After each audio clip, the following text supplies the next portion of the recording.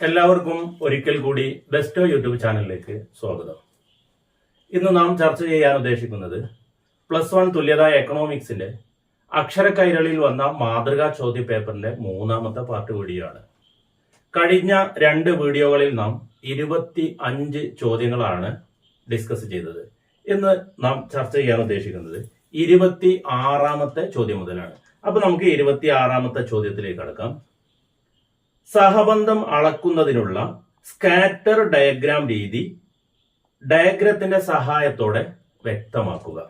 അപ്പൊ എന്താണ് സഹബന്ധം എന്ന് നാം മനസ്സിലാക്കണം. സഹബന്ധം അളക്കുന്നതിനുള്ള അല്ലെങ്കിൽ കണ്ടുപിടിക്കുന്നതിനുള്ള വ്യത്യസ്ത മാർഗങ്ങളുണ്ട്. ആ മാർഗങ്ങളിൽ ഒന്നാണ് ഈ സ്കാറ്റർ ഡയഗ്രാം എന്ന് പറയുന്നത്. അപ്പൊ എന്താണ് സഹബന്ധം അഥവാ കോറിലേഷൻ എന്ന് പറഞ്ഞാൽ നോക്കാം. നമുക്ക് 2ഓ അതിലധികമോ ചരങ്ങൾ തമ്മിലുള്ള ബന്ധത്തിന്റെ വ്യാപ്തിയും ദിശയും കണക്കാക്കുന്നതിനുള്ള ഒരു സാംഖിക ഉപകരണമാണ് സഹബന്ധം. അപ്പൊ 2 ഡാറ്റകൾ ഉണ്ടാവുമെന്ന് നമുക്ക് മനസ്സിലാക്കാൻ പറ്റും. ഈ 2 ഡാറ്റകൾ തമ്മിലുള്ള ബന്ധങ്ങളുടെ അടിസ്ഥാനത്തിൽ അതിന്റെ വ്യാപ്തിയും ദിശയും അളക്കാൻ ഉപയോഗിക്കുന്ന ഒരു സ്റ്റാറ്റിസ്റ്റിക്കൽ ഉപാധിയാണ്, മെത്തേഡാണ് കോറിലേഷൻ അഥവാ സഹബന്ധം. എന്നാൽ ഇത് നമുക്ക് സ്കാറ്റർ ഡയഗ്രാം വഴി എങ്ങനെ അളക്കാം എന്നുള്ളതാണ്. അപ്പൊ ഏതെല്ലാം തരത്തിലുണ്ട് നോക്കാം. നമുക്ക് 5 തരത്തിലുള്ള സഹബന്ധങ്ങളെ നമുക്ക് പറയാൻ പറ്റും. അപ്പൊ 1ാമത്തെ സഹബന്ധം എന്ന് പറയുന്നത് പോസിറ്റീവ് സഹബന്ധം, 2ാമത്തത് നെഗറ്റീവ് സഹബന്ധം, 3ാമത്തത് പൂർണ്ണ പോസിറ്റീവ് സഹബന്ധം, 4ാമത്തത് പൂർണ്ണ നെഗറ്റീവ് സഹബന്ധം, 5ാമത്തത് സഹബന്ധമില്ല. ഇങ്ങനെയുള്ള 5 സഹബന്ധങ്ങളെ കുറിച്ചാണ് നമുക്ക് പറയാനുള്ളത്. അപ്പൊ എന്താണ് പോസിറ്റീവ് സഹബന്ധം, നെഗറ്റീവ് സഹബന്ധം എന്ന് നമുക്ക് ആദ്യം മനസ്സിലാക്കാം.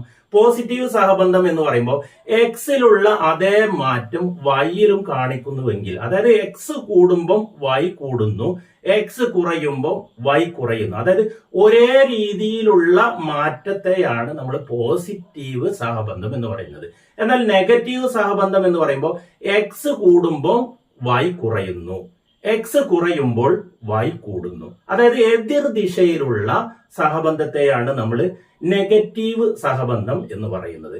അതായത് 2 ചരങ്ങൾ എന്നതുകൊണ്ട് ഉദ്ദേശിക്കുന്നത് നമുക്കറിയാം, സാധാരണഗതിയിൽ ഉൽപ്പന്നങ്ങളുടെ ഉൽപാദനം വർദ്ധിക്കുമ്പോൾ വിപണിയിൽ ആ വസ്തുക്കളുടെ സ്റ്റോക്കുകൾ വർദ്ധിക്കുന്നു. അതിന്റെ ഫലമായി ആ വസ്തുക്കളുടെ വില കുറവാകുന്നു.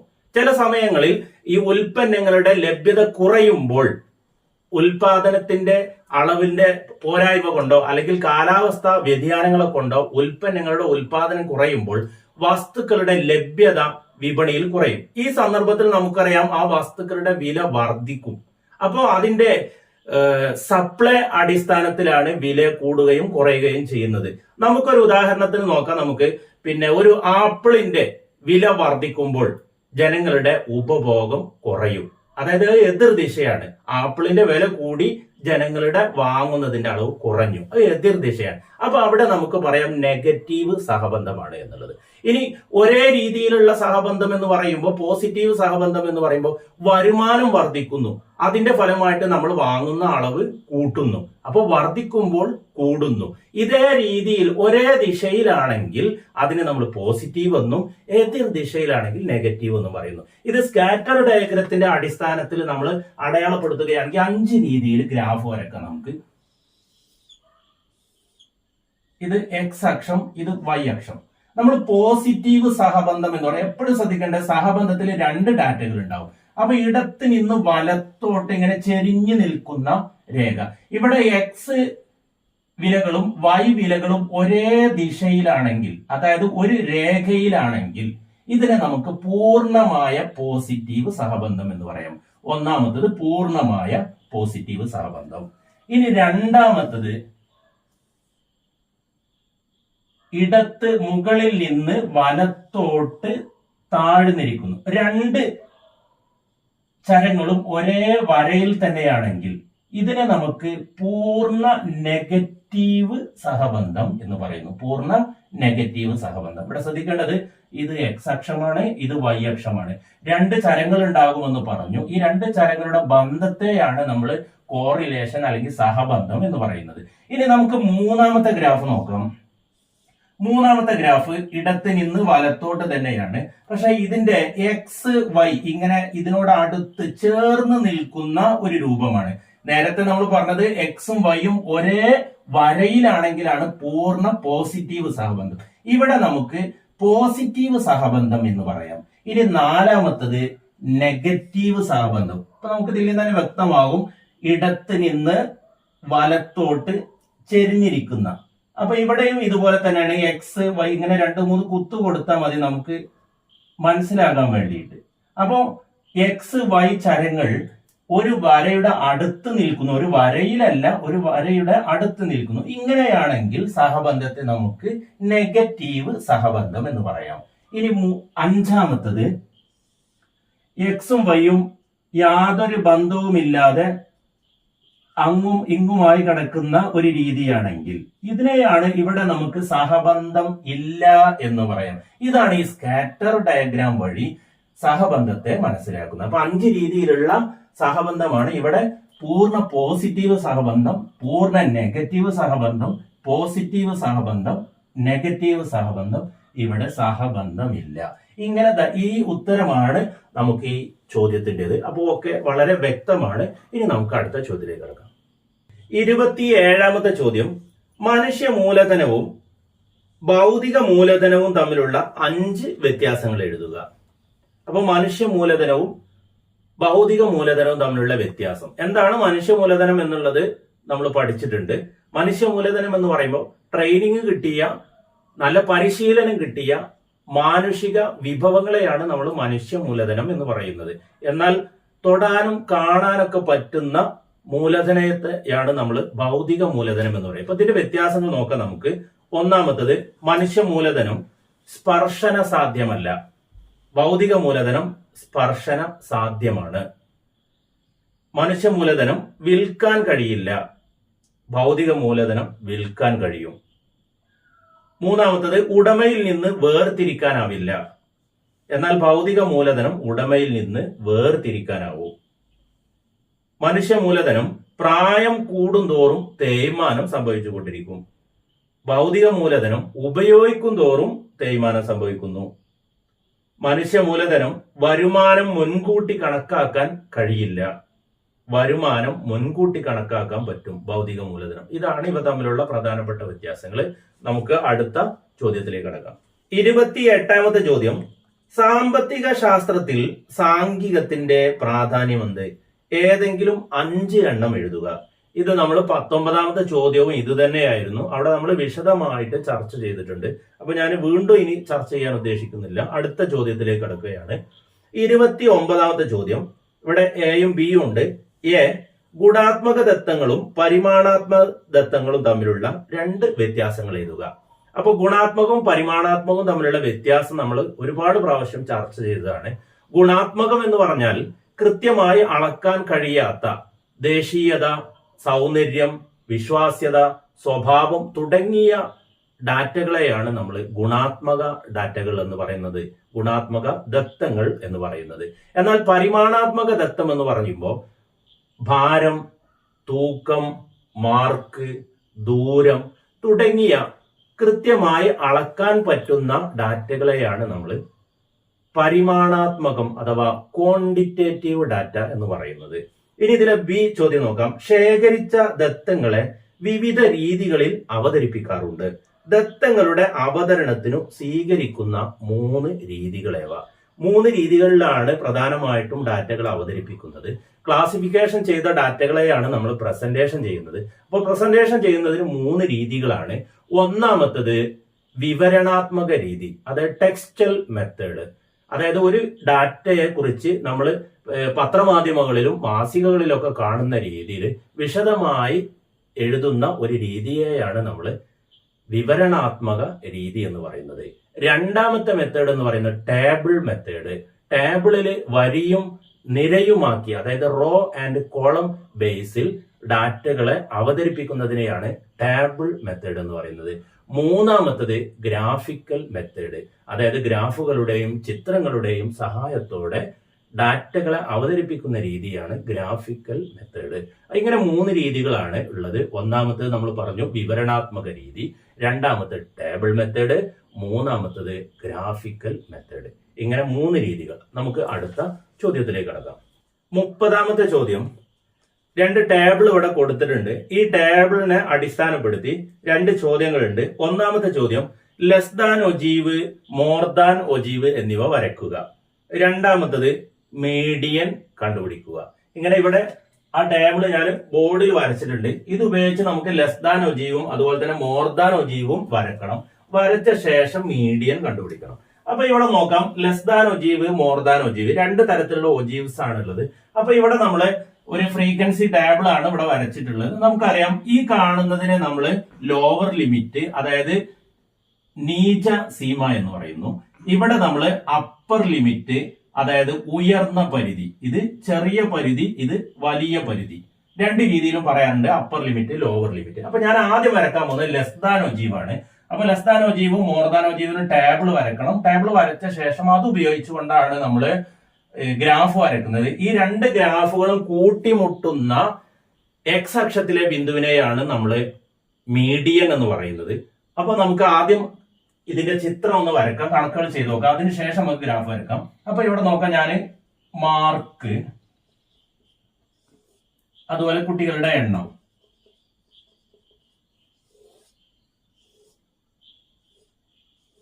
ഞാൻ ആദ്യം ചെയ്ത ലെസ് ദാൻ ഒജീവ് ആണ്. ലെസ് ദാൻ ഒജീവ് നോക്കാം. ലെസ് ദാൻ ഒജീവിന് ഉപയോഗിക്കുന്നത് ഇവിടെ അപ്പർ ലിമിറ്റ് ആണ്. ലെസ് ദാൻ ഒജീവിന് ഉപയോഗിക്കുന്നത് അപ്പർ ലിമിറ്റ്, മോർ ദാൻ ഒജീവിന് ഉപയോഗിക്കുന്നത് ലോവർ ലിമിറ്റ്. രണ്ടും ശ്രദ്ധിക്കേണ്ടതുണ്ട്. അപ്പൊ എങ്ങനെയാണ് ഈ ടേബിൾ ഫില്ല് ചെയ്യുന്നത് ആദ്യം നോക്കാം. അപ്പൊ നോക്കാം, ലെസ് ദാൻ എന്ന് പറയുമ്പോൾ ചെറുത് എന്നുള്ളതാണ്. അപ്പൊ ഇവിടെ ശ്രദ്ധിക്കുക, ഇവിടെ 10ൽ ചെറുത്, അല്ലെങ്കിൽ 10ൽ കുറവ്, 20ൽ താഴെ, 30ൽ താഴെ, അങ്ങനെ കുറവ് താഴെ എന്നൊക്കെ ഉപയോഗിക്കാറുണ്ട്. നമുക്ക് നമ്മളെ സൗകര്യം പോലെ എഴുതാം. അപ്പൊ 10ൽ താഴെ, 20ൽ താഴെ, 30ൽ താഴെ, 40ൽ താഴെ, 50ൽ താഴെ, ഇതാണ് ഈ ലെസ് ദാൻ ഒജീവ് എന്ന് പറയുന്നത്. അപ്പൊ ലെസ് ദാൻ ഒജീവിനെ അപ്പർ ലിമിറ്റ്, അതായത് ഉയർന്ന പരിധിയാണ് ഉപയോഗിക്കുന്നത്. അപ്പൊ ഞാൻ ഇവിടെ എഴുതുന്നുണ്ട്, നോക്കാം, 10ൽ താഴെ, 10ൽ താഴെ. അപ്പൊ 10ൽ താഴെ എത്ര പേരുണ്ട് ഇവിടെ നോക്കാം, നമുക്ക് 2 പേര്, 2. അടുത്തത് 20ൽ താഴെ, ഞാൻ 20 എന്ന് എഴുതുന്നുള്ളൂ, 20ൽ താഴെ എന്ന് എഴുതുന്നില്ല. അപ്പൊ 20ൽ താഴെ, 20ൽ താഴെ എന്ന് പറയുമ്പോൾ ഈ 2ഉം കൂട്ടണം, 5ഉം കൂട്ടണം. കാരണം എന്താ, 20ൽ താഴെയാണ്, ഈ 10ൽ താഴെ എന്ന് പറയുന്നത് 20ൽ താഴെയാണ്. അപ്പൊ 20ൽ താഴെ എന്ന് പറയുമ്പോൾ ഇത് 2ഉം കൂട്ടണം. അപ്പൊ 2ഉം 5ഉം കൂട്ടിയാൽ 7. അടുത്ത 30ൽ താഴെ, 30ൽ താഴെ എന്ന് പറയുമ്പോൾ 7 ഇപ്പൊ നമ്മൾ കൂട്ടി വെച്ചു, അതോടുകൂടെ ഈ 3ഉം കൂട്ടണം. 7 3ഉം കൂട്ടിക്കഴിഞ്ഞാൽ 10. അടുത്ത 40ൽ താഴെ, 40ൽ താഴെ എന്ന് പറയുമ്പോൾ ഇതൊക്കെ 40ൽ താഴെയാണ്. അപ്പൊ ഇതുവരെയുള്ള നമ്മൾ കൂട്ടി വെച്ചു, അതിലേക്ക് ഒരു 7ഉം കൂടെ കൂട്ടിയാൽ മതി, 17. അടുത്ത് 50ൽ താഴെ, 17ക്ക് 6 കൂട്ടുക, 17ക്ക് 6 കൂട്ടിയാൽ 23. അടുത്തത് 60ൽ താഴെ, അപ്പൊ 8ഉം കൂടെ കൂട്ടുക, അപ്പൊ 23 8ഉം കൂട്ടിയാൽ 31. അടുത്ത 70ൽ താഴെ, 31ഉം 4ഉം കൂട്ടുക, 35. അടുത്തത് 80ൽ താഴെ, അതിലേക്ക് ഒരു 5ഉം കൂടെ കൂട്ടി കൊടുക്കുക, അപ്പൊ 40. അപ്പൊ 80ൽ താഴെ എന്ന് പറയുമ്പോൾ ഇതൊക്കെ 80ൽ താഴെയാണ്. അപ്പൊ ഇത് മൊത്തം കൂട്ടിയാൽ നമുക്ക് എത്ര കിട്ടും, 40. അപ്പൊ ഇതാണ് ലെസ് ദാൻ ഒജീവിന്റെ ടേബിള്. അപ്പൊ ലെസ് ദാൻ ഒജീവ് ടേബിൾ വരയ്ക്കുമ്പോൾ ശ്രദ്ധിക്കേണ്ടത് ഇതിന്റെ അപ്പർ ലിമിറ്റ് ആണ്, ഉയർന്ന പരിധിയാണ് നമ്മൾ ഉപയോഗപ്പെടുത്തേണ്ടത്. ഇനി ഞാൻ മോർ ദാൻ ഒജീവിന്റെ ടേബിൾ വരയ്ക്കുന്നു.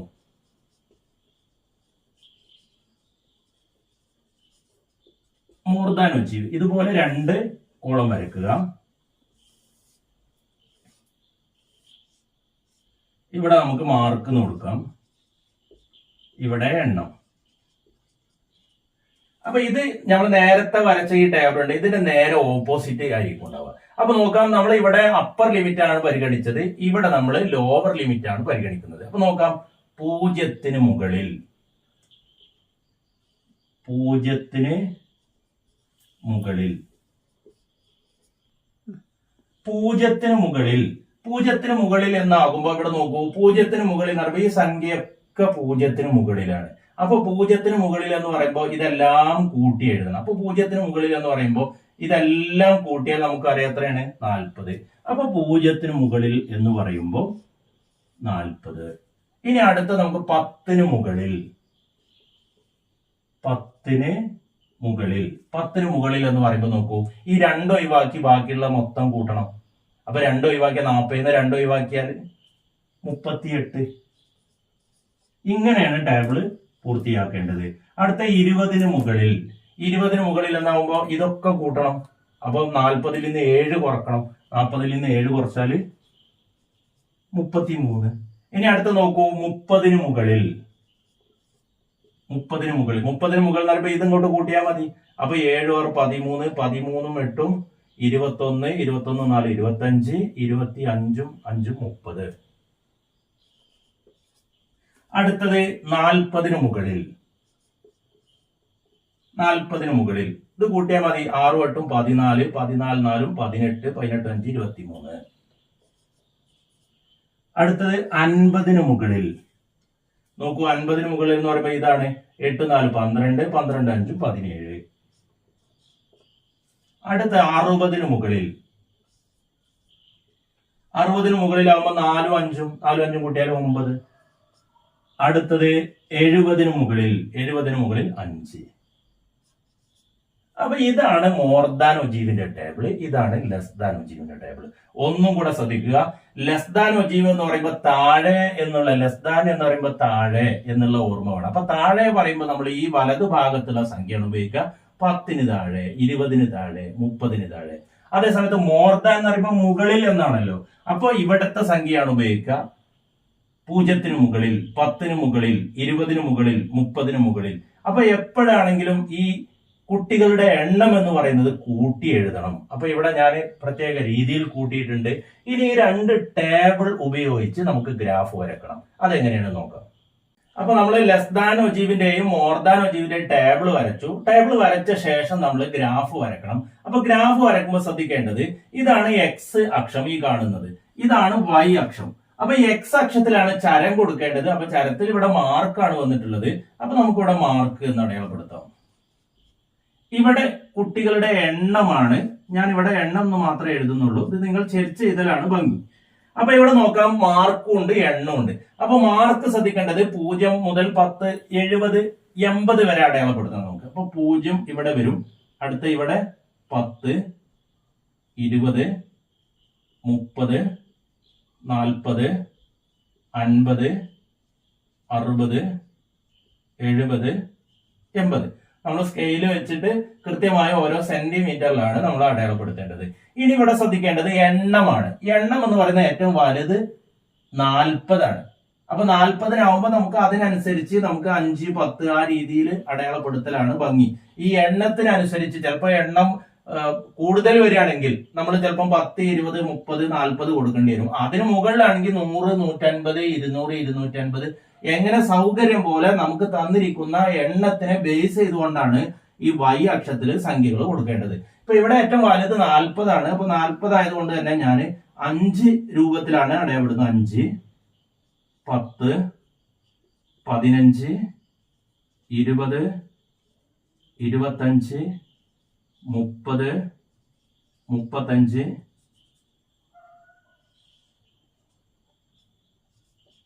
40 ഇങ്ങനെ അടയാളപ്പെടുത്തുക. ഇനി നമുക്ക് ലെസ് ദാൻ ഒജീവ് വരക്കണം, മോർ ദാൻ ഒജീവ് വരക്കണം. അപ്പൊ ഞാൻ ആദ്യം ലെസ് ദാൻ ഒജീവ് ആണ് വരക്കുന്നത്. നോക്കാം, 10 2 ആണ്. അപ്പൊ 10 ആണ് ഇവിടെ കാണുന്നത്. 2 എന്ന് പറയുമ്പോൾ നമുക്കറിയാം ഇത് 5 ആവുമ്പോ 1, 2, 3, 4, 5 ഈ രൂപത്തിൽ വരും. അപ്പൊ 2. അപ്പൊ ഇതിന് സമാനമായിട്ട് നമ്മൾ ഇവിടെ ഒരു പോയിന്റ് മാർക്ക് ചെയ്യാം. അടുത്ത 20 7, 20 ആണ് ഇവിടെ. അപ്പൊ 5, 6, 7. അപ്പൊ ഒരു ഏകദേശ രൂപത്തിലാണ് ഞാൻ മാർക്ക് ചെയ്യുന്നത് 7. അടുത്ത 30 10, 30 ആണ് ഇവിടെ. അപ്പൊ 10 ഇവിടെ വരും. 40 17. അപ്പൊ 15 ഇവിടെ ഉണ്ട്. 16, 17. അടുത്ത 50 23.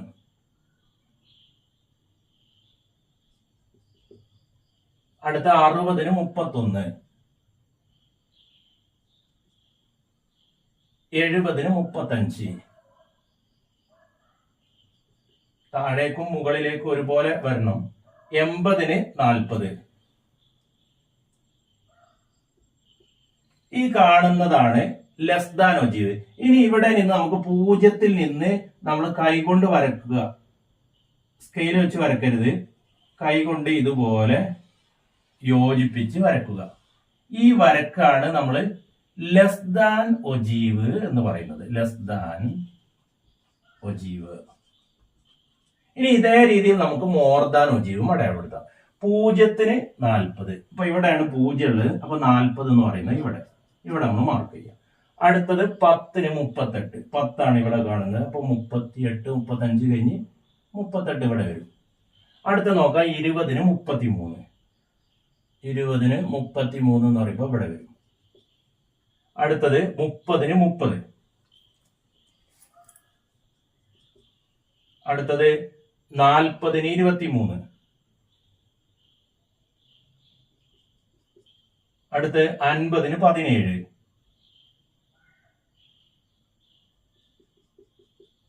അടുത്തത് 60-ന് 9. അടുത്തത് 70-ന് 5. ഇത് നമ്മൾ നേരത്തെ ചെയ്ത അതേ രീതിയിൽ കൈകൊണ്ട്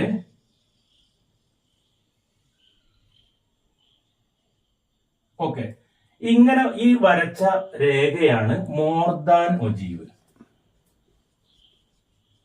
മോർ ദാൻ ഒജീവ് എന്ന് പറയുന്നത്. ഇനി നമുക്ക് കിട്ടേണ്ടത് മീഡിയൻ കാണുക എന്നുള്ളത്. അപ്പൊ മീഡിയൻ എന്ന് പറയുന്നത് ഈ ലെസ് ദാൻ ഒജീവും മോർ ദാൻ ഒജീവും കൂട്ടിമുട്ടിയ ഒരു ഭാഗമുണ്ട്. ഈ ഭാഗത്തിന് ഇന്ന് സ്കെയിൽ കൊണ്ട് നമ്മൾ താഴോട്ട് മാർക്ക് ചെയ്ത് കഴിഞ്ഞാൽ ഈ കാണുന്ന പോയിന്റ് ഇതാണ് മീഡിയൻ എന്ന് പറയുന്നത്. മീഡിയൻ. ഓക്കെ. ഇതിന്റെ മധ്യമ ക്ലാസ് എന്ന് പറയുന്നത് ഇങ്ങോട്ട് നമ്മൾ വരച്ചു കഴിഞ്ഞാൽ ഇതാണ് മീഡിയൻ ക്ലാസിന്റെ എണ്ണം എന്ന് പറയുന്നത്. അപ്പൊ ഇവിടെയാണ് മീഡിയൻ മാർക്ക് ചെയ്യുന്നത്. ഓക്കെ, എല്ലാവർക്കും മനസ്സിലായിട്ടുണ്ടാവും എന്ന് വിചാരിക്കുകയാണ്. അപ്പൊ ഇന്ന് നമ്മള് 30 വരെയുള്ള ചോദ്യങ്ങളാണ് ചെയ്തിട്ടുള്ളത്. അതിൽ ഏറ്റവും ഇമ്പോർട്ടന്റ് ആയ ഒരു ഭാഗം നമ്മളിപ്പോ പറഞ്ഞു കഴിഞ്ഞു. ലെസ് ദാൻ ഒജീവും മോർ ദാൻ ഒജീവും. അതെങ്ങനെയാണ് പട്ടിക ഉണ്ടാക്കല്, അത് വെച്ച് നമ്മൾ എങ്ങനെയാണ് മീഡിയൻ കണ്ടുപിടിക്കുന്നത് എന്ന് പറഞ്ഞു. ഇനി നമുക്ക് എസ്സേ ക്വസ്റ്റ്യൻസ് ആണ് ഡിസ്കസ് ചെയ്യാനുള്ളത്. ഓക്കെ, അടുത്ത വീഡിയോയിൽ നമുക്കത് ഡിസ്കസ് ചെയ്യാം. എല്ലാവർക്കും